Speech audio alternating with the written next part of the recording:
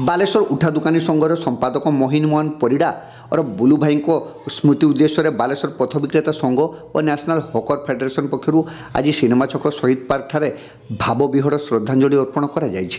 बालेश्वर पथ विक्रेता संघ कार्यकारी सभापति आबिद खान सभापतित्व में श्रद्धांजलि सभा आरंभ हो प्रथम स्मृति में 1 मिनिट नीरव श्रद्धांजलि अर्पण कर श्रद्धांजलि सभा नेशनल हॉकर फेडरेशन अतिरिक्त साधारण संपादक तथा ओडिशा पथ विक्रेता संघर सभापति एवं एआईटीयूसी राज्य संपादक जयंत दास मोहिनी मोहन परिड़ा बुलू भाई स्मृतिचारण करते अन्य स्मरण सभार एआईटीयूसी राज्य सभापति गौरांग पाणिग्राही जिला संपादक श्याम सुंदर जेना वरिष्ठ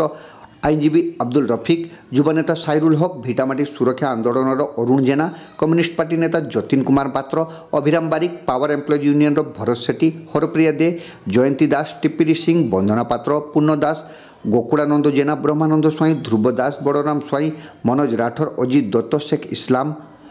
अनिल माझी नवकृष्ण पथाल इम्तियाज खान घनश्याम मिश्र समेत विभिन्न स्ट्रीट्र शताधिक पथ विक्रेता भावविहर श्रद्धांजलि अर्पण करते।